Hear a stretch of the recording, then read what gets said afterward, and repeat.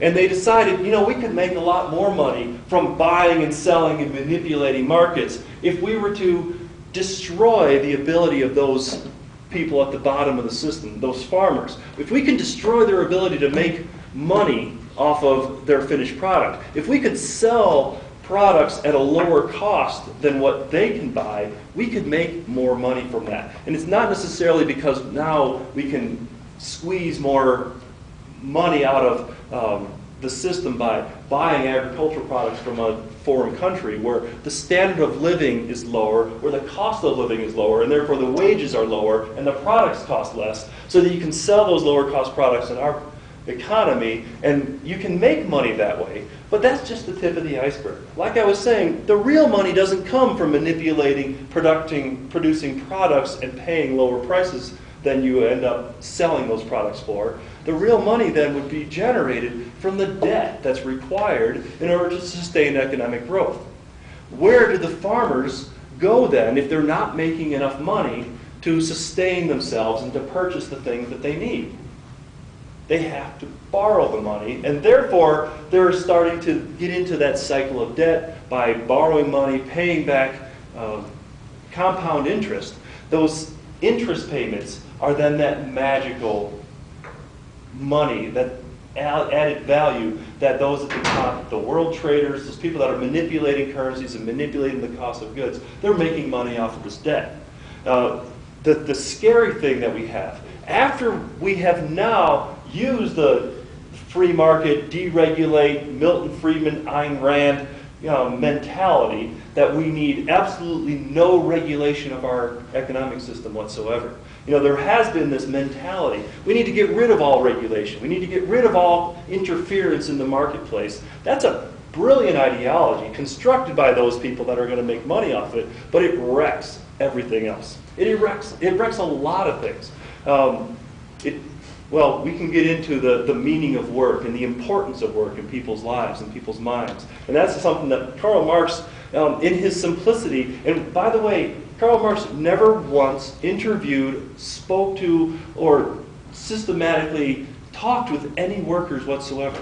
He did most of his writing in the library or the pub. He was not out there talking with the people. So therefore he constructed a logical argument that labor itself has been demeaned to the point that it is meaningless, that people don't find any worth, any meaning in their jobs because all the skill has been taken away, that they're doing repetitive, simplistic jobs that have just no skill, no knowledge, no ability to find any reward whatsoever.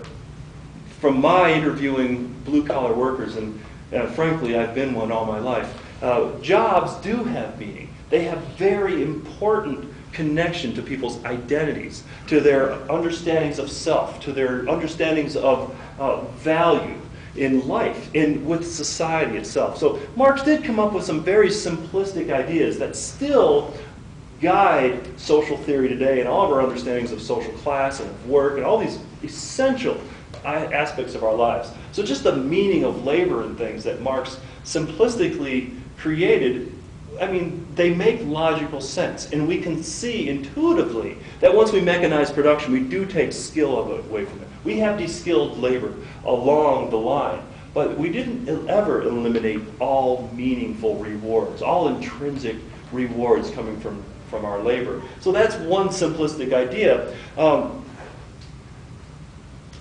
What we've done, though, is greater than just simply destroy the human individual's spirit and take away their integrity, their connection with their most important role in society, which is the work that they do, the labor that they use to contribute to society.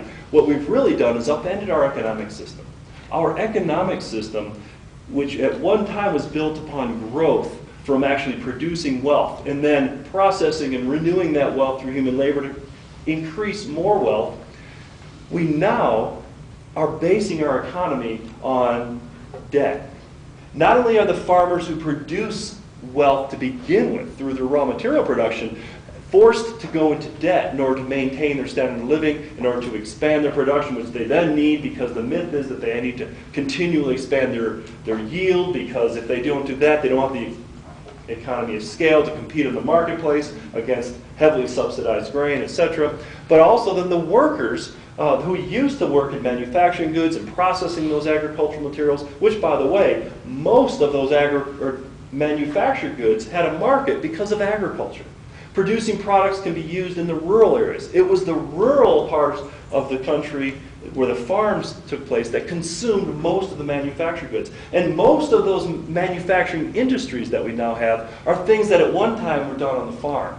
The things that were 200 years ago done independently by each individually owned farm. Most of these farmers were very independent, making their own clothing, their own soap, all their own food, etc., on down the line.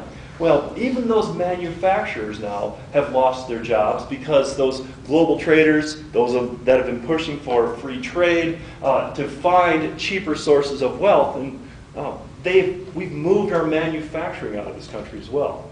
Where in the world are we going to make wealth?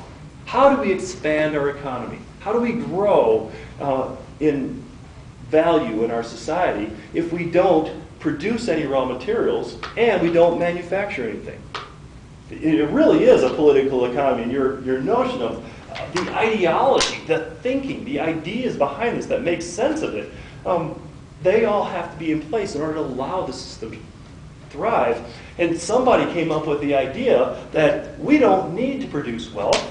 We don't need to manufacture anything, which is where wealth really is expanded. We don't need to produce agricultural goods any longer. We'll just buy them from somebody else, and that is where wealth generation actually begins.